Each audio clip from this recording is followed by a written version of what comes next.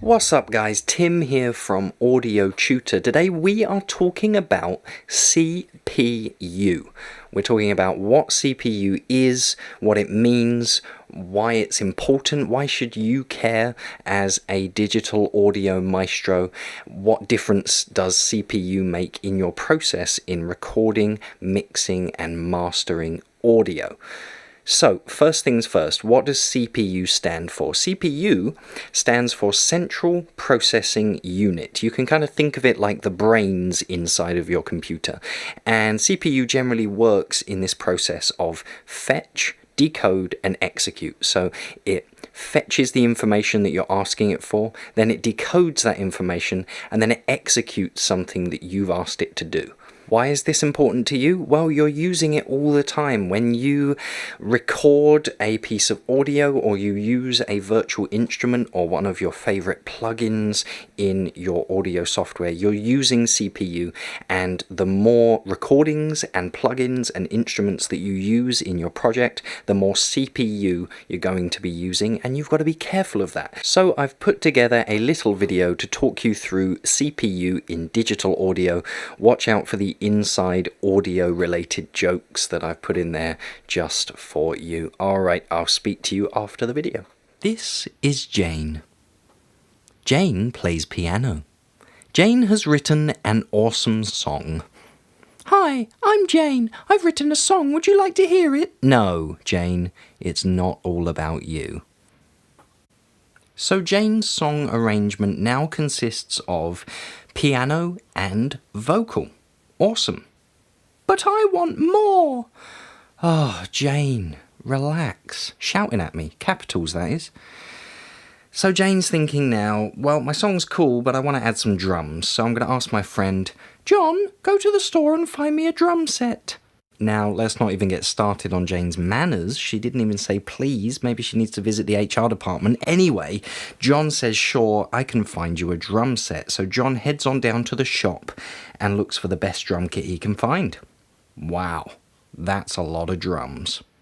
John heads on back to see Jane and says, hey, I got you a drum set. And Jane's like, well, that's cool, but I just need the snare drum. And John's kind of annoyed about that because he went all the way and got that drum kit, and now Jane's just using the snare drum. It's kind of annoying, so he leaves. But now Jane's thinking, okay, I've got piano, I've got vocals, and I've got drums, but I want more. Oh, Jane just is endless. She's annoying. Let's be honest, Jane's annoying. So she says, John, go to the store and find me a bass synth, and a guitar, and a shaker. And Lucy, go to the plug-in store and find me an EQ. Okay. And a delay, and a compressor, and a stereo imaging decoder, and an emulation of that Abbey Road thingy. Actually, I'll need 6 more compressors, make that 8, and 7 more EQs. Oh, and everything will need to go through a reverb plug-in. Dave? Yes? Could you grab me a hall the size of a football pitch? I guess so. And Derek? Yeah? Nothing, Derek. So then everyone heads on down to the shop to get their items that they need to retrieve for Jane, whether it's an EQ or a compressor or a reverb plugin or a delay plugin or a trombone sound effect, whatever it is, they've headed on into the shop to get their item, and now the shop's getting really busy and the shop owners can't even handle it anymore. There's too many people in the shop. What do we do? And the roads are getting really busy. There's all this information coming back and forth from the shop to Jane and from Jane to the shop, and messages are getting mixed up and people are crossing paths and having accidents. It's terrible. This is your CPU problem. Too many people needing too much stuff. So what have we learned? Well, firstly, we've learned that Jane is a bit of a dick, but we've also learned that if you try to juggle too many things at once, eventually you'll get to a point where you burn out and you can't do that many things at one time. And this is exactly the same as your computer. This whole analogy is about your computer. No matter what system you're using, eventually that computer will get to a point where it can't handle that many pieces of information and retrieve all those things you need all at the same time, and so it will burn out in exactly the same way and not be able to do it and say, no, sorry, we'll have to pause there. But we don't want to pause. But we don't want to pause, do we? Still doing the voiceover here. We don't want to pause there. I hope that video helped a little bit to give you a bit of insight into what CPU is and why you, as an audio lover, should know about CPU and be careful with your CPU usage. So we're going to be talking about this more in future videos.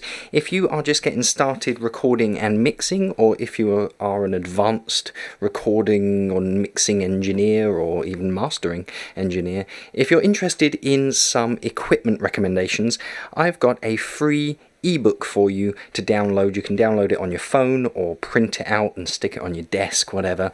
It's got all of my recommendations for the engineer or audio lover on a budget. It's also got some of the equipment that I used when I first started, and even a chart at the back of the book that's going to help you to budget and keep an eye on your spending. In this audio world, we tend to spend far too much money.